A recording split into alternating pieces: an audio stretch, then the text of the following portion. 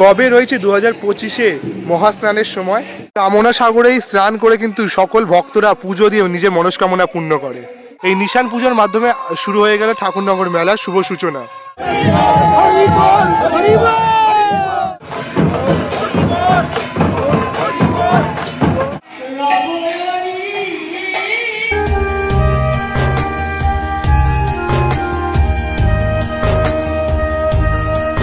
তো বন্ধুরা, আপনারা দেখছেন বাঙালি মানে কেস ব্লগার, যে কিন্তু খাওয়া দাওয়া থেকে শুরু করে পুজো পর্ব সমস্ত দেখা যায়। সামনেই আসছে কিন্তু মতুয়া মেলা। মতুয়া শব্দের অর্থ হলো মেতে থাকা। যারা ধর্ম নিয়ে মেতে থাকে তাদেরই কিন্তু বলা হয় মতুয়া। আমরা তাই জন্য চলে এসেছি আজকে ঠাকুরনগরে। 5ই মার্চ আজকে ঠাকুরনগরে মতুয়া মেলার যে নিশান পুজো, তার মাধ্যমে কিন্তু মতুয়া মেলার যে শুভ সূচনা সেটা কিন্তু হয়ে গেল আজকে। তাই জন্য তোমাদের এই ভিডিওর মাধ্যমে শেয়ার করবো কতদূর প্রস্তুতি রয়েছে, কবে স্নান রয়েছে, সমস্ত তথ্য তোমাদের সাথে এই ভিডিওতে শেয়ার করতে চলেছি। তাই ভিডিওটা স্কিপ না করে দেখতে থাকো। হরি বল। আমাদের যাত্রা শুরু হয়েছিল শিয়ালদা থেকে। শিয়ালদা বনগাঁ লাইনে ট্রেন ধরে আমরা চলে এলাম ঠাকুরনগর। সময়ও লাগলো প্রায় 1.5 ঘন্টার কাছাকাছি।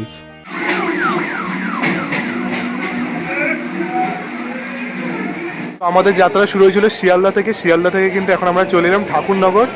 এখন 1 নম্বরে রয়েছে। 1 নম্বর থেকে কিন্তু যে প্ল্যাটফর্ম, যেখানে টিকিট কাটো, সেখান দিয়ে কিন্তু বেরোবো। আগে চলো বেরোই।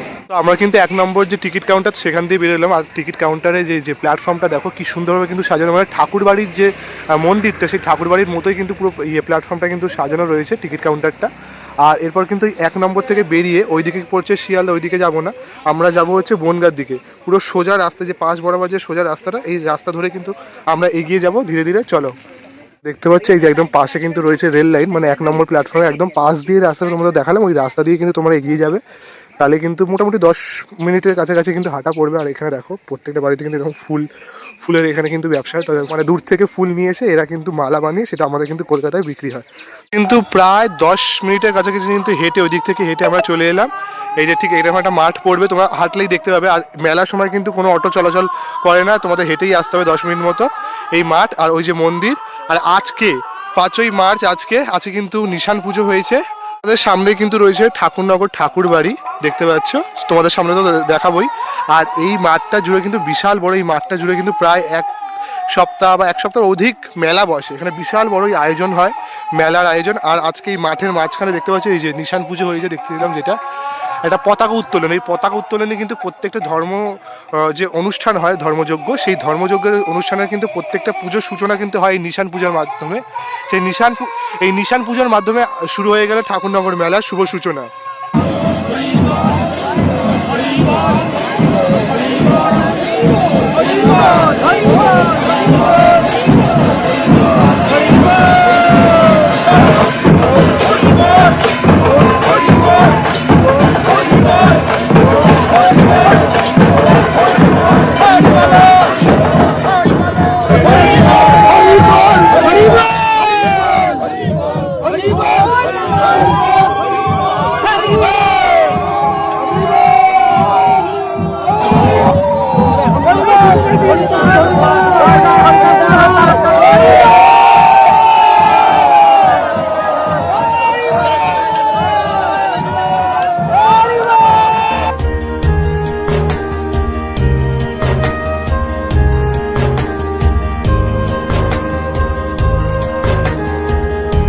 ওইদিকে কিন্তু রয়েছে ঠাকুরের মন্দির। তার ঠিক ঠাকুরের মন্দিরের সামনেই কিন্তু রয়েছে ঠাকুরনগর ঠাকুর বাড়ি যে নাট মন্দির। এই নাট মন্দিরের ঠিক পেছনেই কিন্তু রয়েছে শ্রী শ্রী প্রমোদ রঞ্জন স্মৃতি মন্দির। আর তার ঠিক পাশে রয়েছে কামনা পুকুর। চলো সেই সব বিষয়ে তোমাদের তো ইতিহাসটা জানাবো। এখানে আগে দর্শন করে নিই। শ্রীরাম ঠাকুরনগরের প্রতিষ্ঠাতা, তার ঠিক সমাধির সামনে দেখতে পাচ্ছ স্মৃতি মন্দির। শ্রী শ্রী প্রমোদ রঞ্জন ঠাকুর কিন্তু এই ঠাকুরনগরের প্রতিষ্ঠাতা। লেখা রয়েছে দেখতে পাচ্ছ 12ই পৌষ 1936, ইংরাজির 28শে ডিসেম্বর 1990 খ্রিস্টাব্দে।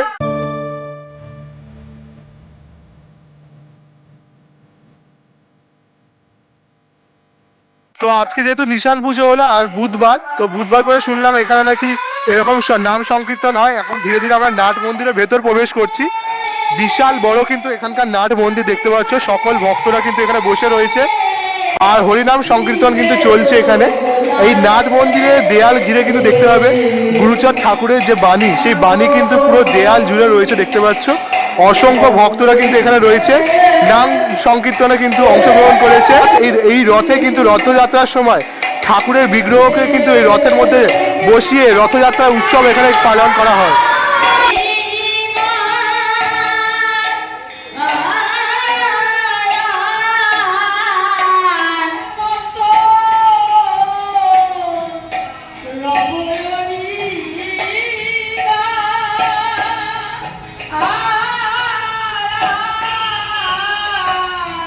এখন কিন্তু আমরা দাঁড়িয়ে রয়েছি নাট মন্দিরের ঠিক সামনে, আর নাট মন্দিরের উল্টো দিকে এই যে ঠাকুরনগর ঠাকুর বাড়ির ঠিক সামনে। ধীরে ধীরে তো আমরা ঠাকুরনগর ঠাকুর বাড়িতে প্রবেশ করব, তোমাদের ঠাকুরের দর্শন করাবো। আর সামনে কিন্তু রয়েছে চরণ ধুলার তলে, এখানে কিন্তু সকল ভক্তরা ঠাকুরের পুজো দিয়ে মোমবাতি ধূপ কিন্তু এখানে জ্বালানো হয়। আর এখানে কিন্তু ঠাকুরনগর ঠাকুর বাড়িতে তোমরা কিন্তু চলে আসতে পারো। সকাল 6টা থেকে দুপুর 12টা পর্যন্ত কিন্তু মন্দির খোলা থাকে, আবার বিকেল 4টে দিয়ে কিন্তু মন্দির খুলে যায়। আর এই পুজো দেওয়ার জন্য কিন্তু এখানে তোমরা বাতাসা, ধূপকাঠি, মোমবাতি পেয়ে যাবে। দেখতে পাচ্ছ কত করে কাকি রয়েছে, প্রায় শুরু হচ্ছে 10 টাকা দিয়ে শুরু হচ্ছে। বাতাসা, মোমবাতি, ধূপকাঠি তোমরা এখানে কিন্তু পুজো দেওয়ার জন্য পেয়ে যাচ্ছ।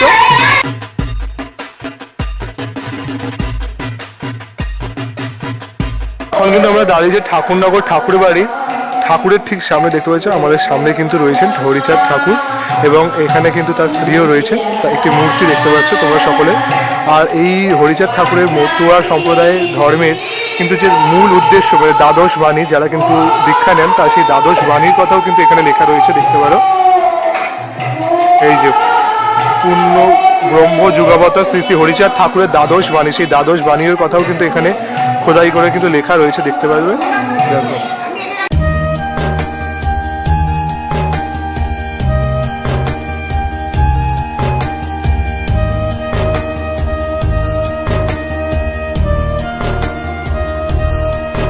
তো এখানে কিন্তু ঠাকুরের মন্দির রয়েছে, আর ঠাকুরের মন্দিরের পাশ দিয়ে কিন্তু বেশ অনেকটা জায়গা রয়েছে, তোমরা কিন্তু চাইলে প্রদক্ষিণও করতে পারো।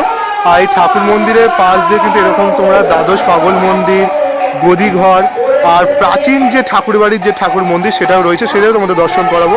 তার আগে একবার দেখাই, দেখো ঠাকুরনগর ঠাকুর বাড়ির যে দেখো গায়ে এগুলো কিন্তু যে কলকাটা এত সুন্দরভাবে করা, এগুলো কিন্তু মেনলি দেখো একটা দেখো কাঠের ওপর, এই কাঠের ওপর কিন্তু খুব সুন্দরভাবে দেখো কলকাটা করা রয়েছে। এটা কিন্তু জানলা, এত সুন্দর লাগছে হাতের কাজটা, পুরোটা কিন্তু মার্বেল পাথরের ওপর কিন্তু পুরো মন্দিরটা করা। দেখো তো আমি মন্দির কর্তৃপক্ষ থেকে জেনে তোমাদের জানাচ্ছি যে এবছর কবে স্নানের সময় রয়েছে।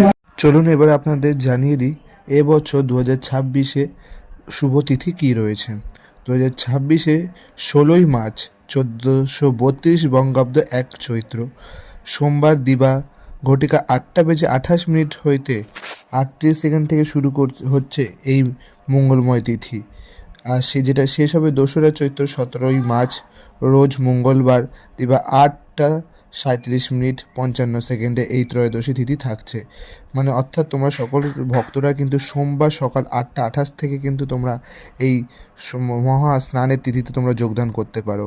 আর যেটা চলছে মঙ্গলবার পর্যন্ত দিবা সকালবেলা। তোমরা যারা যারা চাইছো সোমবার অবশ্যই সকল ভক্তরা এসে স্নান করে হরিচাঁদ ঠাকুরের হরিবোল ধ্বনিতে মাতিয়ে তোলো এই ঠাকুরনগর। তোমাদের সকলের ভক্তর বাঞ্ছা পূর্ণ করুক। জয় হরিচাঁদ ঠাকুর, জয় গুরুচাঁদ ঠাকুর। আমরা কিন্তু হরিচাঁদ ঠাকুরের মন্দির দর্শন করার পর চলে এলাম, পেছনের দিকে রয়েছে গুরুচাঁদ ঠাকুরের মন্দির, দেখতে পাচ্ছ পুনঃসংস্করণ করা হচ্ছে এখনো মন্দিরে। চলো তোমাদের এই মন্দিরে ঘুরে দেখাবো আর সাথে ঠাকুরের দর্শন করাবো।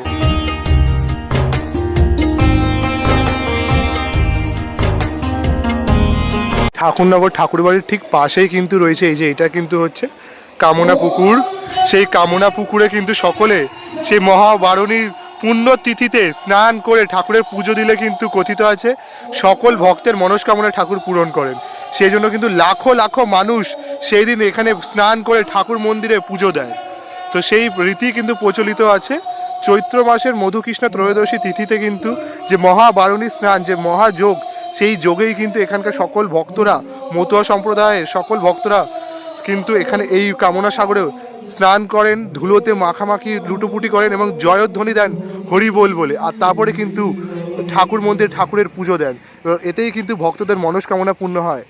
1812 খ্রিস্টাব্দের 13 মার্চ বাংলাদেশের গোপালগঞ্জ জেলার ওরাকান্দিতে শ্রী শ্রী হরিচাঁদ ঠাকুর জন্মগ্রহণ করেন।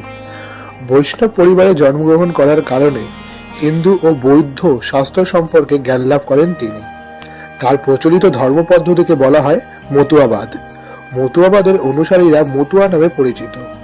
মতুয়াবাদীরা একেশ্বর বাদে বিশ্বাসী। তারা বৈদিক ক্রিয়া কর্মে আস্থাশীল নয়।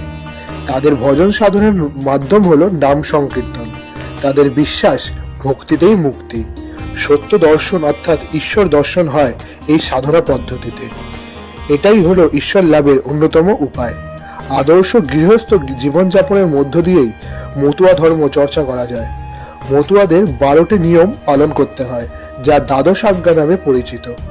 মতুয়া ধর্মে নারী পুরুষ সকলের সমান অধিকার আছে। মতুয়া ধর্মের নিজস্ব ধর্মগ্রন্থ আছে, যার নাম শ্রী শ্রী হরিলীলামৃত।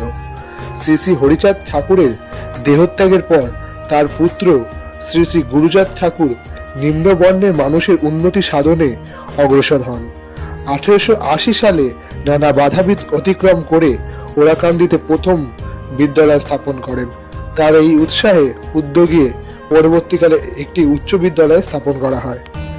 দেশভাগের পর মতুয়া সংঘের প্রধান কেন্দ্র গড়ে ওঠে পশ্চিমবঙ্গের উত্তর 24 পরগনার ঠাকুরনগরে। প্রতি বছর চৈত্র মাসে শ্রী শ্রী হরিচাঁদ ঠাকুর ও শ্রী শ্রী গুরুচাঁদ ঠাকুরের আদর্শে মতুয়া ধামে মহা মেলা অনুষ্ঠিত হয়। একেই বলে বারুণী মেলা।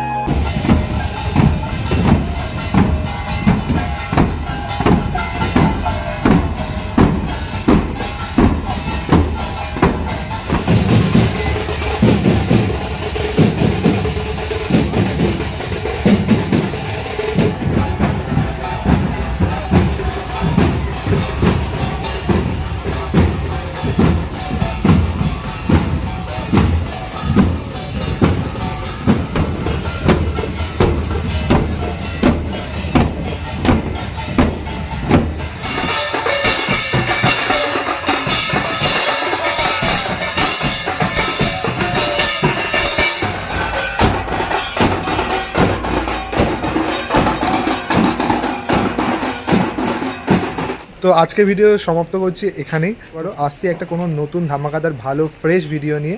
ততক্ষণ তোমরা সুস্থ থেকো, ভালো থেকো, বাই বাই।